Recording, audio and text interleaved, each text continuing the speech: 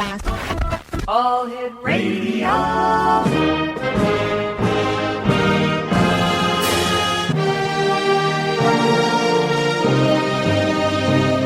Welcome to the X Zone, a place where fact is fiction and fiction is reality.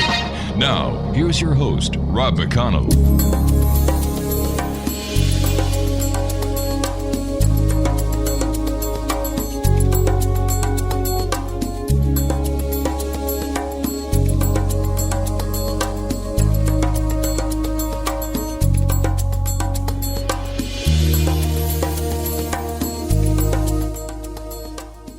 Welcome back, everyone.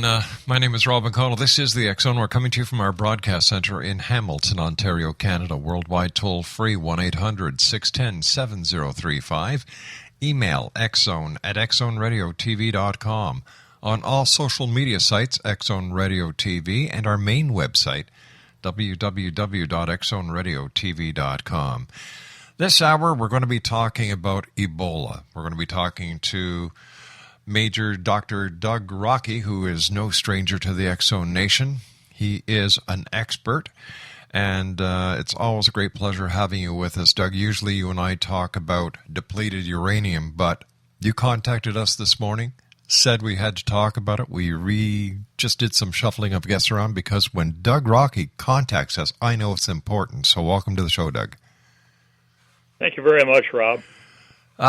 It's no secret that Ebola is causing panic around the world with patient zero, as he was called, in Texas, to now a couple of nurses in Spain. There have been people that are being tested in Canada, in the United Kingdom, France. It seems that it's starting to gallop, Doug, and as an expert on biological weapons as well as depleted uranium, what's the story behind the story, Doug? Well, I think the story behind the story, and the thing that's most frightening to me, is we're going to go back to before Desert Storm. Mm-hmm. We knew that Iraq had all the chemical and biological weapons prior to Desert Storm in 1990, again because the United States military and Great Britain, Germany, France, and even the Soviet Union shipped the chemical and biological weapons to Iraq for use on the Iraqis, the Kurds, and Iranians. Mm-hmm. And as a consequence, when we all knew we were going to war, we found out, my God, nobody's prepared. They're not prepared. The U.S. military wasn't prepared. None of the military services of any of the coalition nations were prepared. Saudi Arabia definitely wasn't prepared. And as a consequence, it got real scary, and so they had to form Bowers Raiders, and I became a member of that team. And we had to develop all of the protocols on how do we handle chemical and biological casualties, how do we handle contaminated casualties, how do we handle contagious casualties, what are we going to do, how do we contain this, because once the genie's out of the bottle, man, it's like what's happening, there's just a flood and it keeps going and going and going. So from that, we did in Desert Storm, and we taught literally thousands of people, we put things in place. And as you know, and as history has proven, the warnings we had about the health and environmental effects of all this stuff have came completely true. Then we went to Operation Iraqi Freedom, Enduring Freedom, and we did the same thing again. And now we got 1.5 million casualties from there. And it's an ongoing thing where individuals cannot get prompt and optimal medical care. I was fighting for it again my last few days myself, and fighting it for the members of my team, and fighting it for everybody else, and it's still broken. So, we're looking at the same thing. So when they say they're prepared to deal with something, we have to look at the reality of the inside. Were they prepared before? Has anything happened to change it? What happened to the continuing medical education in this time being? After Desert Storm, and especially after 9/11, we went into a high teaching mode. But for 10 years, 12 years now, we haven't done anything. There's been no teaching, there's been no preparation, there's been no facilities made capable of handling anything like this, and now all of a sudden, here we go again. Now what do we do? With over 3,000 members of the services in the United States going over to West Africa, are they trained well enough to be protected from the Ebola strain of virus, Doug? They're sending over the members of the 101st to Fort Campbell, Kentucky. Now, I personally took those individuals and did different work with them over the years. Again, whether Desert Storm, after Desert Storm, and then we were with the 101st when we got ready to launch Operation Iraqi Freedom, and they deployed from Fort Polk, and I came back to pack my bag, but I was too sick already. No, they're not. You can't take soldiers that have limited education, don't have any chemical, biological knowledge, they don't have any medical knowledge, and put them into an environment like this because, first off, they don't know the culture, they don't speak the language, and what are they going to do? I mean, stand around there and look? I mean, what is necessary, and this is the thing that frightens me, and this is the thing that should frighten everybody in the world. When we first put together this stuff, the key thing is total isolation. In other words, you establish a defensive biological perimeter from which nobody exits and nobody enters without complete permission. All right, Doug, we're going to have to have establish that, we have to work from there. All right, Doug, stand by. We've got to take our 2-minute commercial break. X-Zone Nation, Dr. Doug Rokke is my special guest this hour. We're talking about Ebola. My name is Rob McConnell. This is the X-Zone. We'll be back on the other side of this 2-minute break. Don't go away.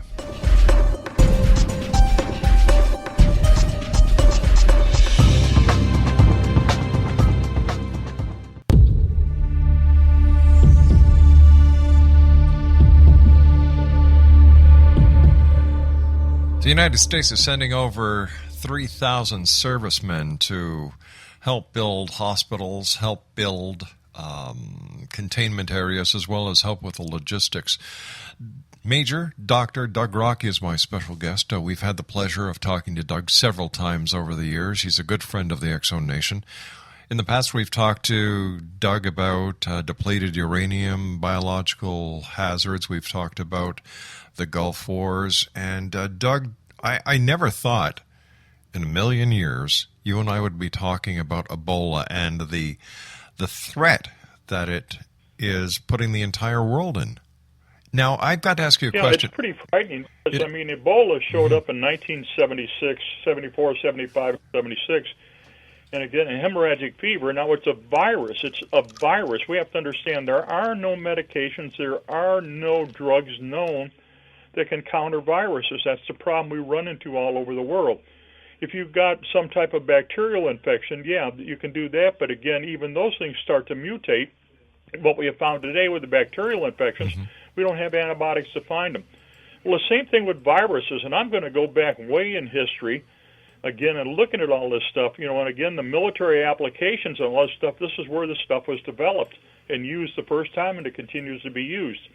So you just end up with a nightmare. Now, in this case here with Ebola, again, you don't know where it's going to come from. You don't know how it's going to get you. You got all the body fluids, any fluids that can get and transfer from the body onto the next person, and that means it can come from feces, it can come from urine, it can come from sweat, it can come from, take your, cold weather's turning in, take and breathe onto the window, and you'll see the condensation of the vapor in the mist. Well, that's, the flu and the cold and everything, everybody knows that's in that. So again, it's coming all over the place.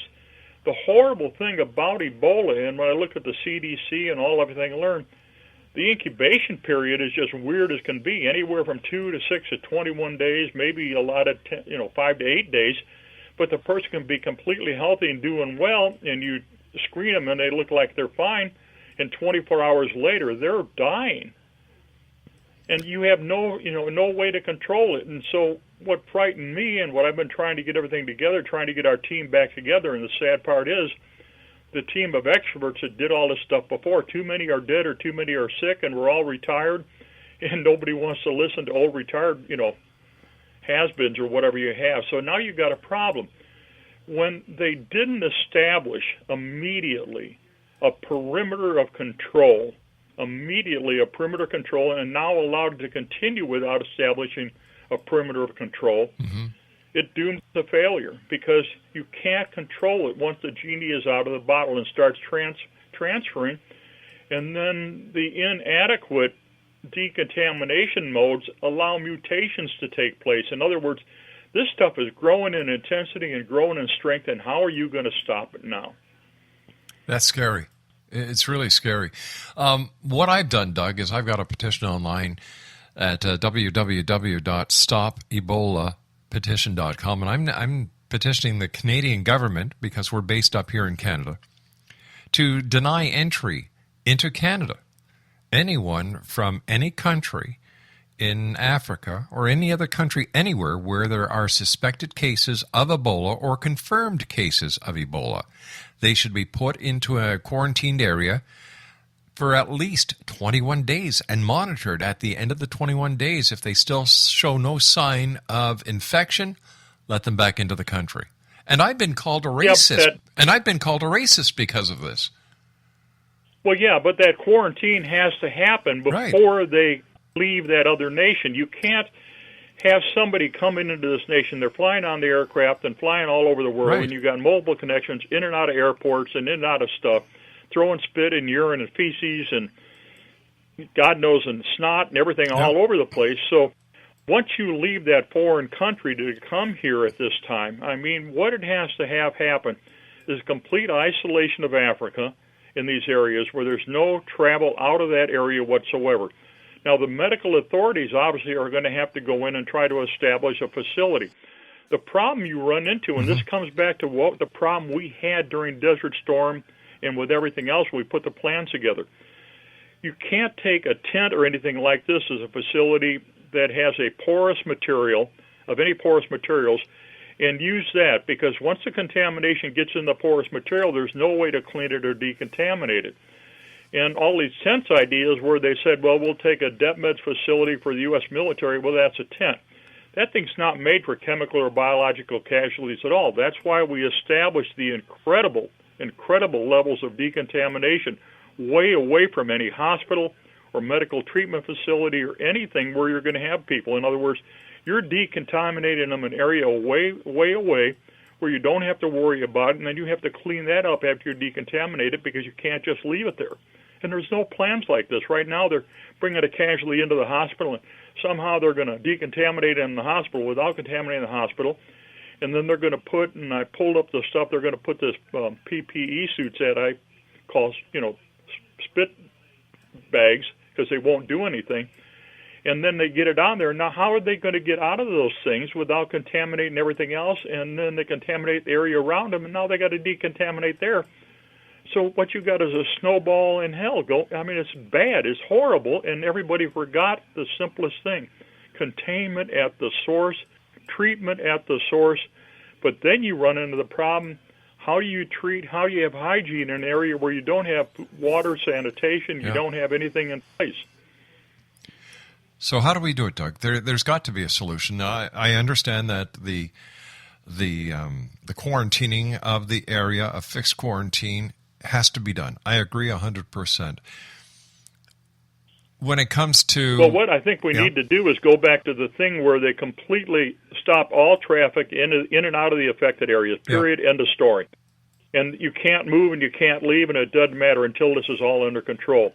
And then once they do that, you establish what we'd call the biological perimeter. In other words, this is where we know the known health effects are and the contamination is. And when I speak contamination, I'm speaking all of the body fluids and everything else, so this is spread all over the place. Then we got to find out what that is. Now, as people get separated that are healthy from those that are not healthy, you can separate in that biocontainment area to establish a safe zone, and you know that area is clean. So now as you start getting people healthy or getting people treated or reduce the cross-transfer of infection, then you can reduce your biocontainment area until such time as we eliminate it. But what you have a problem there is a problem we ran into Desert Storm with what we call night soil. You got all the feces and urine being transferred all over the place and no way to control it, and you don't have sanitation facilities that can handle contaminated stuff. It can't go through a standard facility because some of these bugs, you get them in growing into the other ones, and they're just going to grow like mad. So we don't know what's going to happen to this stuff and how it gets mutated. As a member of the military, would you have sent U.S. troops over to West Africa to work on this, on the containment or the humanitarian efforts to assist in the Ebola crisis? No, that's criminal because they don't have the capability, the knowledge to take care of it or do it. There were only a handful of us that were ever trained to do this, and then we trained probably 1,500 people during Desert Storm to even a marginal level, but still they were inadequately trained and inadequately equipped because, as we've discussed and history has proven now, we held off the beginning of the ground war during Operation Desert Storm because we didn't have the medical capabilities in place. We didn't have the decontamination capabilities in place. We didn't have anything in place. And we were horrified because we knew what they had. I mean, they had weaponized anthrax because Fort Detrick sent it to them. They had all of these incredible biological weapons. And we did treat, I mean, I had a whole unit, the 801st MP unit that's co-located with O'Hare International Airport in Chicago. They came out and hit the biological landmines, Bacillus globegi, that were planted there, and they all went down. Now, with Bacillus globegi, like with this, the only thing you have is supportive measures. In other words, you have to have an awful lot of IVs to maintain hydration. You have to be able to maintain all of your electrolytes, and you have to be able to maintain airway and provide oxygen and breathing. Well, where is this going to come from, and how are they going to do it? I mean, you get into a hospital in an ICU, they might have 5 or 10 beds where they can do this in. They don't have the beds where they're going to do 100, 200, 300, 400, 500 people at a time. In plain English, we're not ready for it.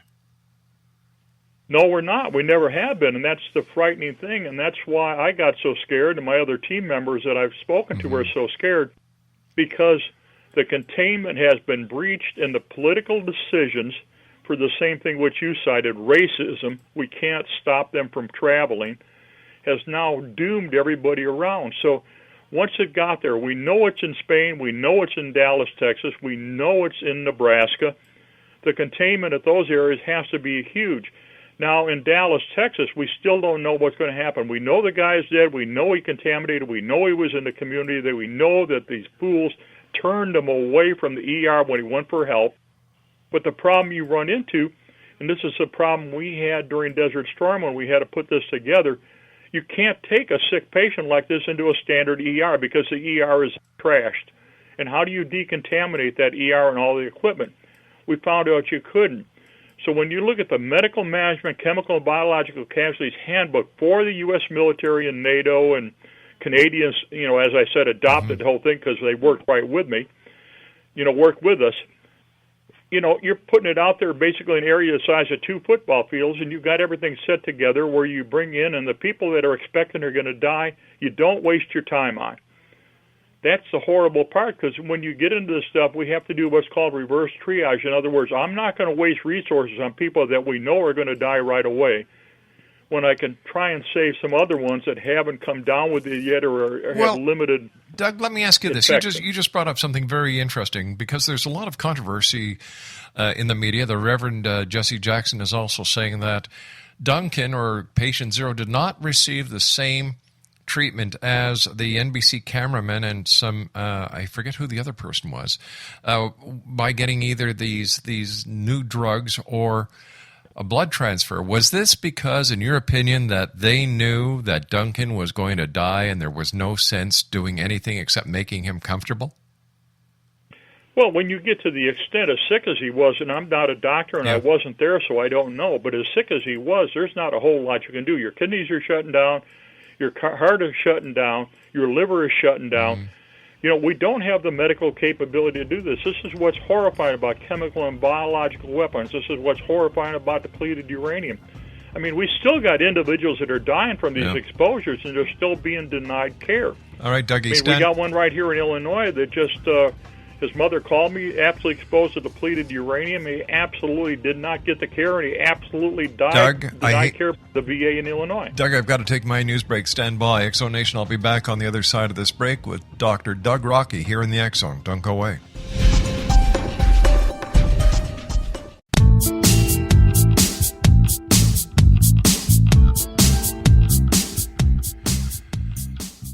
Dr. Doug Rokke is my special guest this hour, X Zone Nation.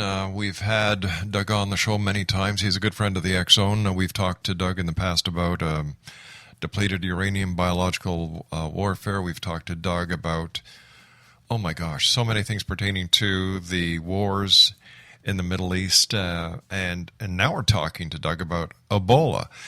And something that really bothers me, Doug, and I haven't heard very many people talk about it.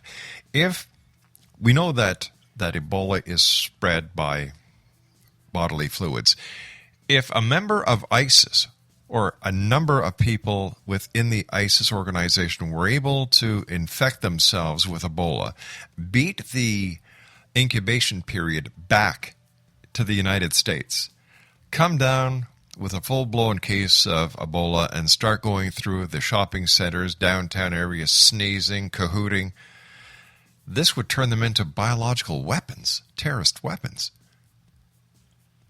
Yeah, it sure is. But, I mean, you don't have to look at ISIS. I mean, there's so many groups and organizations in Africa that are so irritated at the U.S. and Western intervention in their nations that it wouldn't surprise me whatsoever if they could do that. I mean, this comes out of the same thing. I mean, when we look at our borders, the borders are porous. When we look at security on the borders and security for health effects, it's non-existent. Look at what happened because of the porous borders just with tuberculosis. We had tuberculosis cured and eliminated, and now it's in epidemic proportions again in certain populations and all this other stuff. So we're getting diseases that are coming back in. Now, the whole idea when they're going to do screening, well, the guy gets on the airport in the airplane, he flies over here, he's going to land there, and now he's landed at the airport, now he's going to come in there, and some guy that's, had maybe 2 hours of training is going to do medical screening, looking for a fever, headache, muscle pain, weakness, diarrhea, vomiting, stomach pain, or unexplained bleeding, okay? Mm-hmm.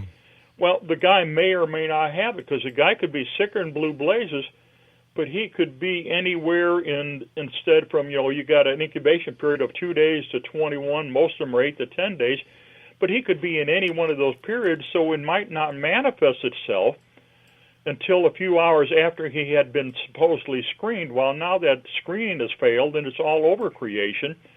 And the horrifying thing is, once you get the urine and the feces into the area coming in, they're, like you said, spitting all over the place, now what happens? And there's no way to contain it. I mean, that is the most frightening part about it. Now, the medical authorities, everything we know, I mean, you get a standard ambulance. Okay, the person's sick, the ambulance goes there. The ambulance picks them up, the EMTs pick them up. They don't have the equipment. They don't have the proper PPE to take care of themselves. They don't have the decontamination procedures. And then once that person gets in there and vomits and urines, hell, when a person is sick, and I've been in here just normal medical problems, the urine, the feces, and everything else from the people that are sick is all over the ambulance, and it's all over you. So now you've got it all over your place. Now, how are you going to get yourself clean? You can't decontaminate this stuff. One thing we learned with biologicals, the only way to really kill this stuff is you have to have high-temperature incineration, a medical incinerator. Now, the other stuff on place is what we take as superchlorine, HTH. You mix it up at about 80% available chlorine. In other words, it's a liquid paste of chlorine that's daubed on it and left there for 10 to 15 minutes to kill the bug. That's the only thing we found that worked. Soap and water ain't going to work. Right. I mean, spraying them off with a little hose or taking like a garden sprayer and a little bit of water and spraying it on them. I mean, all this is doing is causing this stuff to mutate and say, oh, you hit me with a little bit. Well, I'm going to come back at you stronger, and each time it gets worse and worse and worse. And then what you need to decontaminate it gets stronger and stronger and stronger until the point there ain't anything. Am I making sense here? Yes, you are. You always do. You always do. But what you're saying is frightening, Doug. And, this is one of your greatest attributes is your honesty, my friend. And when I'm sitting here thinking about what I've heard on the various news sources, read on the different websites, you're painting a totally different picture. Like what you're saying is, no, we're not ready. You're not doing it right. Sending troops over is a mistake because they're not trained for this. Is it possible, Doug? Once again, I've been doing this show for 23 years, and I've talked to a lot of conspiracy people. Is it possible that sending the troops over to Africa, which is a lot closer to Syria than they are here, could be part of a bigger plan? No, not at all. No. I mean, I've heard all those conspiracy things all along, and all that's just as nonsense. I mean, we're just talking about horrific events and plain stupidity. People want to jump in and do something, and they don't know. The horrifying thing with most medical authorities and everybody, I mean, here in our area and all over the United States, we haven't done any effective training, which we call the 120 City Program, in 10 to 12 years. We haven't done any effective training with medical and biological casualties for police and fire in 10 to 12 years. So now the people that we did give minimal training, and most we gave them was maybe 8 hours or maybe 2 or 3 days, and that we did both in the U.S. and Canada. I mean, I found the name of the Canadian officers and guys that I worked with here a while ago, which was neat. But it's not in place. And so now the people that did have minimal training are no longer there. They're retired. Now the other individuals pick up whatever resources they have. They don't understand them. Because with chemical or biological, and especially this stuff, you have to have total awareness. Then you have to have comprehension. Then you have to be able to apply the stuff according to what you know and happen to see what happens. And then when it all changes, you've got to be automatically ready to transfer all your skills and everything you've learned into a new situation and make it happen different. And you've got to synthesize new solutions to old problems using things of all of your knowledge across all of the domains of knowledge. And I think that's when Bauer's Raiders was put together originally. We were EMTs, we're chemical, we're scientists, we're engineers. We had whole domain covered, and we could communicate with each other, and we didn't worry about who was in charge and who wasn't in charge, or who had the MD or the PhD, who had the whatever. It was like, how do we get the problem solved, and how do we do it now? Because there ain't any other time to do it.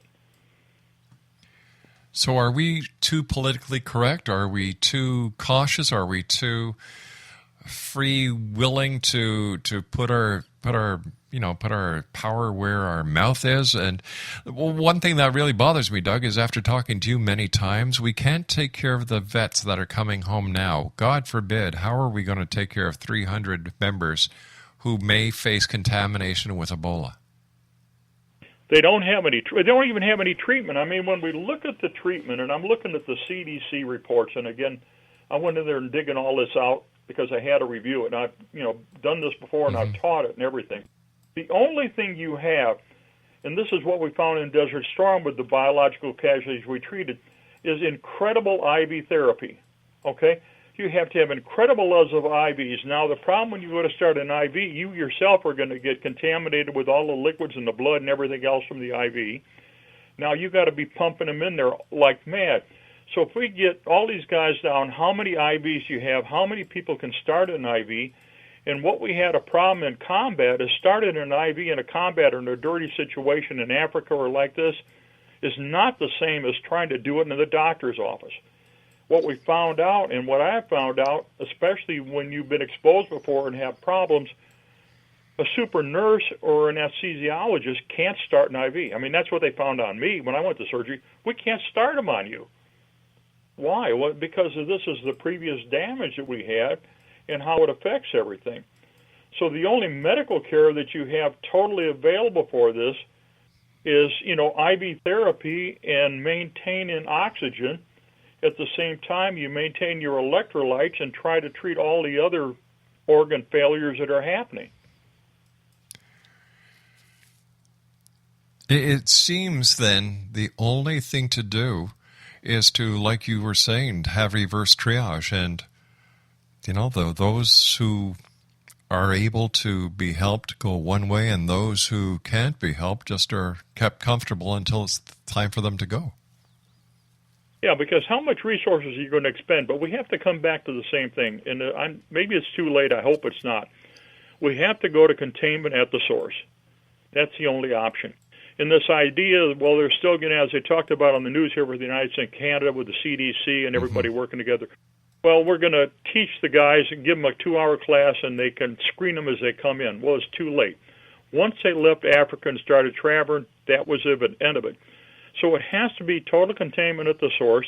Then, yes, we can get facilities built over there. We're going to have to be facilities that can be cleaned up. In other words, they have to be non-porous surfaces and facilities that can be decontaminated and cleaned after the contaminated sick patient comes through, and to get them cleaned up. But then you have to worry about, how do I decontaminate and clean all of my medical treatment personnel, and how do I take care of them? What do we do with sewage and sanitation? Where do we get the water? Where do we get all the IVs? I mean, when we had the 801st go down from Bacillus globegi coming out of the tap line at KKMC during Desert Storm, we didn't have enough IVs. We didn't have enough IVs at all available, and all we could do was drink water and flush water. It was like basically putting a water hose down your throat and flushing it out. You know, and it was horrific. And and that was only 50 people. Wow. Totally unprepared for 50 people with a Bacillus globegi, which what it causes is like dysentery. I mean, when it hit me, they put bags in both arms, squeezed bags into both arms and in both legs, and Lomotil and everything else, and it wasn't working. Unbelievable. So how do we convince those in power, Doug, to contain it on the other side of the big pond, keep it in Africa until these people have passed a quarantine period? Well, I'm not sure what the quarantine period is going to be, because one thing that I read here, and especially the whole thing, and this is the frightening part of it, even after the person has been cured, it says in the CDC and the World Health Organization it can still be passed by semen and everything else later on. So you've got the person is cured, and now it's passed again. Now, what is happening to this virus? How is this virus going to mutate? We think, the stuff I've read from biological research, we think that this thing came out of the apes, okay? Mm-hmm. And then it got transferred over to the humans, and you can figure out how that happened if you want to think about it. And it's not nice, but that's part of reality. Oh, my God, give me a fork. I want to pork my eyes out. Yeah, that's sick. Yeah, well, welcome to reality. So, you know, we're looking at this. We know today, absolutely know today, the chemical and biological casualties generated from Desert Storm, Operation Iraqi Freedom and Enduring Freedom, the U.S. military alone, much less a coalition, cannot get effective, prompt, and optimal medical care. It has been a total travesty here in the United States, an entire, I mean, there's no way to describe how bad it is. And then when we look in these nations that are already sick and contaminated, I mean, when I get phone calls from Afghanistan, or I talk to science or doctors that are going in there to work with them in Afghanistan and Iraq, they're all sick. We know they're sick in Somalia. We know they're sick in the Balkans. We got people sick in Hawaii. We got people sick all over the place from these exposures. And there's no effective medical care. And nobody really cares, because the problem you run into is they don't want to think about it, talk about it, or distribute the information. For example, here in the central part of the United States, for the U.S. Department of Veteran Affairs, we have a thing that's in Vision 11. The Vision 11 director put out the medical guidelines for physicians years ago on everything what we call Gulf War illness. As of yesterday, my doctor had never seen it when they were providing me care. And I've asked to give it to them to provide med care and everybody else, and they just don't want to do it, because it's acknowledgement of the horrific effects of stuff that we did and we can't admit. Now, with Ebola, we don't know where it came from. We don't know how to control it. We don't know how long it's going to be there. We don't know how it's going to mutate. And we don't have any medical treatments for it. They can come up and say, well, we got all these miracle drugs and everything might work. We don't know if they're going to work. Maybe they got lucky in the ability to pump all the IVs and maintain the guy's electrolytes and maintain his oxygen at a given time. Every individual is different. Some, what we call a constituency of the body, some people can for up and get hit by flu over and over and come out healthy. Another person gets a little dab and they're down for the count immediately. This is scary stuff.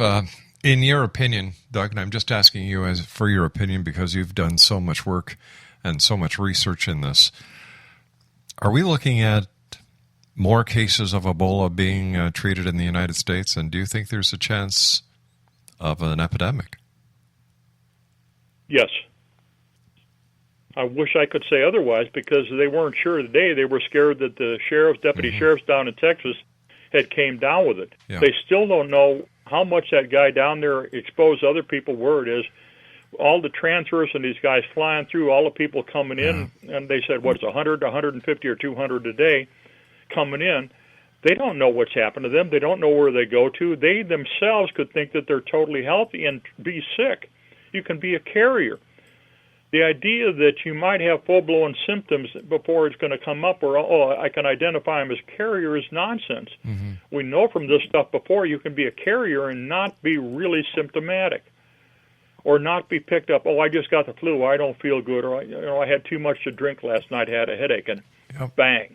It reminds me of the early days of the story behind Typhoid Mary, except we're talking about Ebola. Typhoid fever, cholera, all of the same stuff. I mean, this is the early days of that stuff. Smallpox.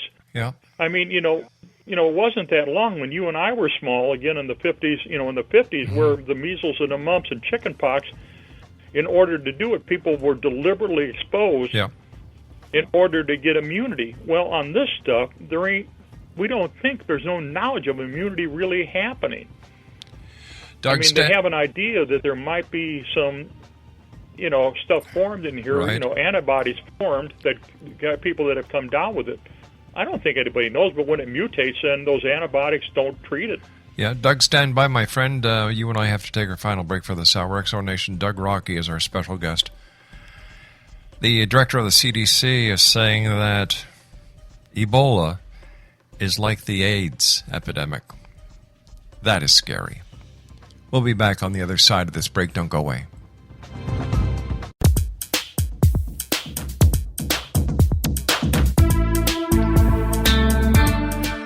X-Zone Nation, Dr. Doug Rokke is my special guest this hour. We're talking about Ebola, but we're telling you the truth about Ebola. Doug, let us say by some miracle, President Obama was to call you up and say, Doug Rokke, I want you to help us with this problem. What would you do, Doug? Well, the very first thing is I would establish biocontainment in the affected areas where the people are all sick. In other words, prevent all further foot travel, vehicle travel, air travel. In other words, nobody goes in or out of that area where they're contaminated and known to be sick. Once we establish that, what we'll call a biological perimeter, then we have to recruit, or whatever we're going to do, somehow get the medical resources necessary. That's going to have to be up to the doctors and the experts. But they have to remember then when they're going to a treatment facility, it has to be something where they can treat the casualties in, but they still can decontaminate that facility without getting cross-contaminated. Big problem we had in Desert Storm is they bring the casualties in, they're contaminated, and now they contaminate the facility and then bring the next casualty in that's not contaminated, and now they contaminate them. So you have into a problem. It's going to take incredible resources. Now, the big problem you have in Africa and the other ones is hygiene. Where do you have sewage and sanitation treatment? How do you get rid of all this stuff? Requires incredible resources and knowledge. Now, I think it can be done, but it has to start at the source. We have to have total biocontainment, total infection control, and then we have to understand that we have to have the proper PPE and not these little, wear a plastic suit that is useless. I mean, I can show you the photos when we wore these plastic suits and they didn't work. And the guys are dead now because they wore them and they didn't work. So again, it's common sense down there. The information's out there, but nobody's sharing it. The information's been taught, but nobody's been sharing it.